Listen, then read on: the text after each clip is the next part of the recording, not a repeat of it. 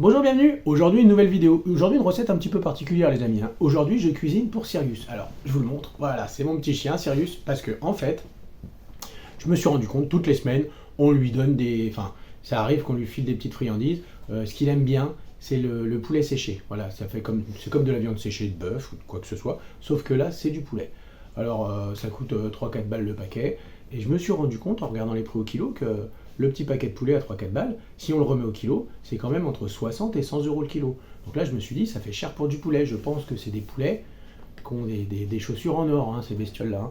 Donc, ce qu'on va faire aujourd'hui, c'est qu'on va faire du poulet séché aussi bon, sinon meilleur que ceux qu'on achète industriellement.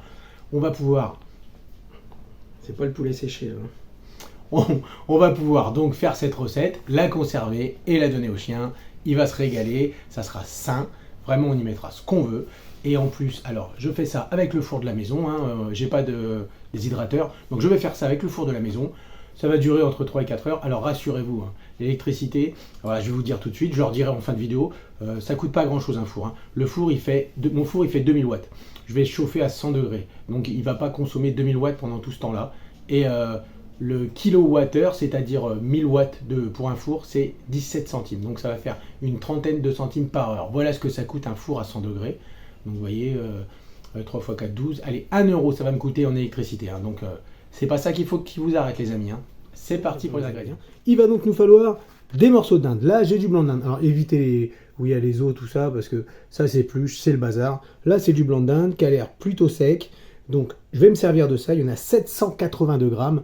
Alors, c'est important parce que quand on va calculer à la fin le prix de revient de ce truc-là, il va falloir tout compter. Hein. Le poids de la dinde, l'électricité et tout, vous allez voir, on va être gagnant-gagnant. Hein.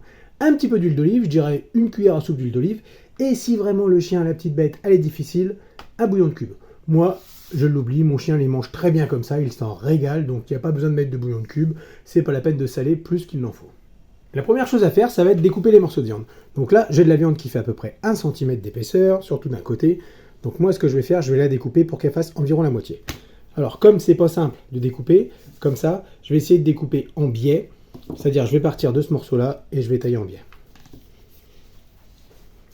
C'est parti.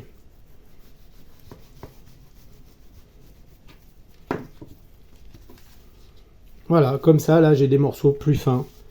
Bien plus fin, et vous voyez, puis hop, ça va bien sécher. Genre, je vous montre sur un, celui-ci. Donc, il y a une autre technique, ça consiste à fendre comme ça, à étaler. Donc, couper jusqu'à temps que ça soit bien large. Des petits coups comme ça. Et voilà, là, la viande, elle est prête. Donc je vous montre, hein, j'ai coupé tous les autres. Ça en fait quand même, hein. La bête va se régaler. Hein. Maintenant avec un petit sopalin, je le trempe dans l'huile et je vais graisser ma plaque.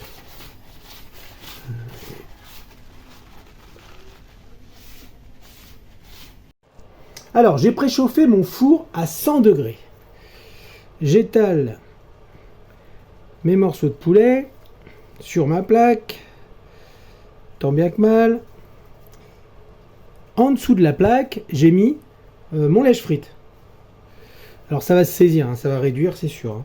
Parce qu'en fait, ce qu'on veut, c'est qu'il n'y ait plus d'eau, qu'il n'y ait plus d'humidité dans les blancs de poulet. Pensez bien que quand je cuisine, l'animal il est toujours là, toujours prêt, si des fois il y avait quelque chose qui tombait ou quoi. Alors vous voyez, comme je vous disais, en dessous j'ai mis mon lèche-frite. Comme ça, le petit gras, il tombera sur le lèche-frite. Donc j'enfourne ça et on va laisser cuire comme ça 2 heures.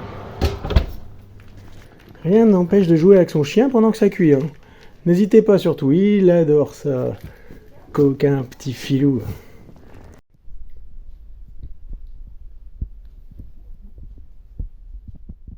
Au bout de 2 heures de cuisson, vous voyez là ça commence bien à sécher. Ça commence même à avoir des parties un petit peu translucides, c'est ça qu'on recherche. On va repartir pour 1 heure de cuisson. Par contre, on va laisser le four entrouvert pour sécher la viande au maximum. Alors moi, j'ai une petite combine. Je coince la porte de mon four avec un cercle. Voilà, comme ça, c'est tranquille. Ça, c'est pas trop ouvert, c'est vraiment pour aérer. En fait, ça souffle, comme je suis sur chaleur tournante. et toute la vapeur, toute l'humidité va sortir de là. Tu as déjà eu 2 bouts. Alors tu arrêtes maintenant. Voilà les amis, on arrive vers la fin de la recette, hein. Donc là c'est fini, hein. Les blancs de poulet sont bien séchés, hein. Je vais vous montrer. Vous voyez dedans, c'est vraiment sec, c'est sec du début jusqu'à la fin, hein. C'est vraiment que de la protéine, hein, je dirais, hein. Avec ça, hein, énorme et sec, hein, les chiens. Donc c'est très bon, hein. Très bon pour l'animal, hein, puisqu'en fait c'est que du poulet, hein. Il n'y a pas de souci d'additifs, de conservateurs, de ci, de ça. Là c'est que des bouts de poulet, rien d'autre, même pas de sel, même pas rien. Donc voilà, donc maintenant je vais les couper, je vais vous montrer, je vais les couper en petits morceaux, je vais portionner tout ça, et ça va être la petite friandise, le petit bonheur. Je vais donc portionner, hein, mes petits morceaux de poulet, donc dans le sens de la fibre, hein.